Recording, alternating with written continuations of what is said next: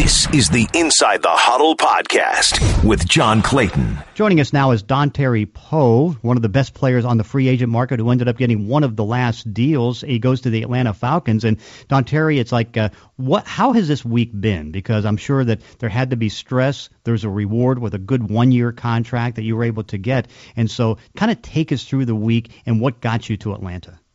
It was a long week, to say the least. But at the same time, I kind of took it one trip at a time, one visit at a time, and I kept it that simple. But Atlanta was a team that really stood out because, the name of the game is winning, first of all. So I feel like I can come in immediately and just help the team get the gold. And basically just the environment in itself, it was a real family-like environment. It was real cool, real laid back, but they're all about football, all about winning. So that's what I wanted to be around. Well, and that's the fun part about this is because it's rare for a team to go to the Super Bowl because normally a team that goes to the Super Bowl has a quarterback, usually doesn't have the cap room to be able to sign somebody of your nature. And, it's like to get one of the 5 best players in free agency, that's quite a coup for the Falcons. Yeah. I think so. But at the same time, we all coming in to win, man. So no matter what the situation, no matter what the reasoning, I'm here to bring wins to Atlanta.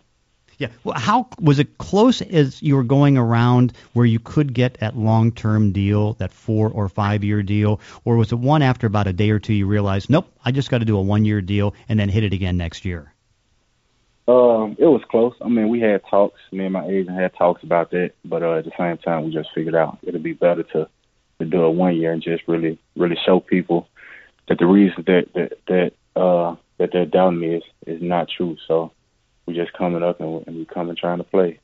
Yeah, in fact, what were they just concerned about back issues or what seemed to be? Because obviously your play, twice going to the Pro Bowl, along with being one of the more dominating defensive tackles in the game.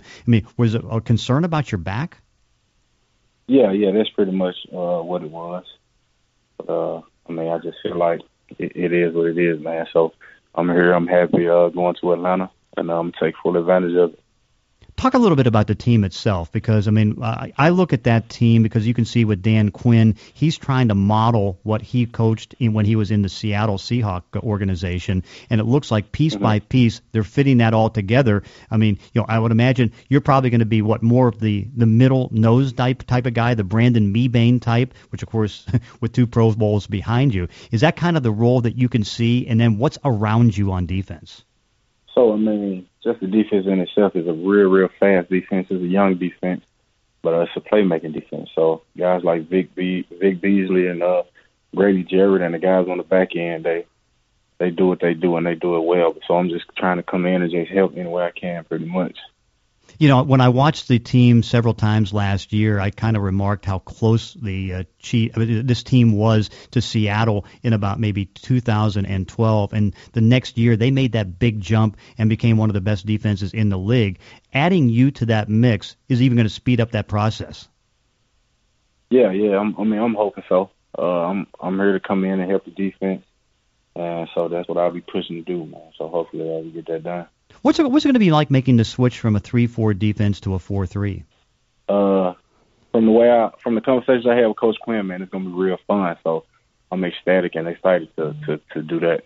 I'm sure as much as you liked playing for Coach Reed, Andy Reid, have you already gotten the idea how different it's going to be in Atlanta? You know that the music is going to be ramped up. You know that there'll be maybe some pickup basketball games and a lot of competitive things that are fun that you do in the meetings and all that. Have you been able to get a grasp of how that's going to go? A little bit, but it's way different hearing it than actually going through it. But competition is the name of the game, man. So anything competing, I'm willing to do it full-fledged. So I think it'll be real fun to get into. Dontari Poe joining us. What was is it tough to leave the Kansas City Chiefs after being a first-round pick, doing so well there? No, not at all. That's the name of the game, man. It's a business, and they went about their business that way, and I went about mine. So. There's no hard feelings about it from my end either way. So, like I said, man, it is what it is, and I'm ecstatic to be a Falcon. Was it close going back, or did you kind of start making the trips realizing, whoops, it looks like I will be out of Kansas City? Oh, yeah, so I started making trips figuring pretty much that was kind of a thing of the past. So like I said, it is what it is. Yeah, and of course, I mean, once you found out that Benny Logan had signed on his 1-year deal at Kansas City, then you knew it was official. It's like, okay, now it's a matter of just scrambling around and getting that job. Oh yeah. That's kind of how it was. But I kind of knew a couple of days before that what my mind was leaning towards, and that, like you said, that made it official. But I mean, it is what it is. Growing up as a defensive tackle, who did you kind of compare yourself to, or kind of style your game after? Well, I mean, you can't fight the greatness of a Warren Sapp. So I watched him. I watched his relentlessness, and just the way he played the game with passion. It was great to see for me. So any D lineman, him, John Randall, Reggie White, any of those guys, Cortez Kennedy, those guys pretty much showed me a lot.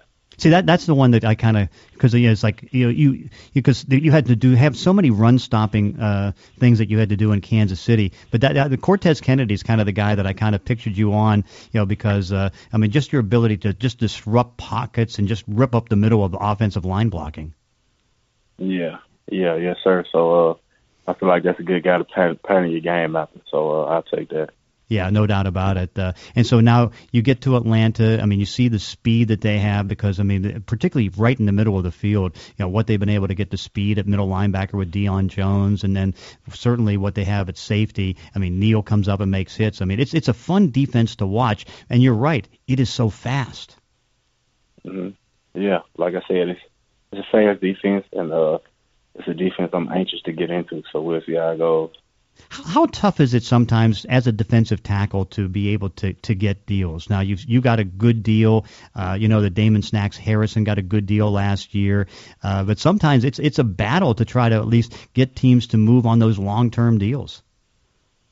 Yeah, well, I mean, like you said, sometimes it's a battle, but I don't think it's no different from a D tackle than any other position. So just got to go through the process. You just got to focus what you can focus on, which is playing good, and leave the rest up to them.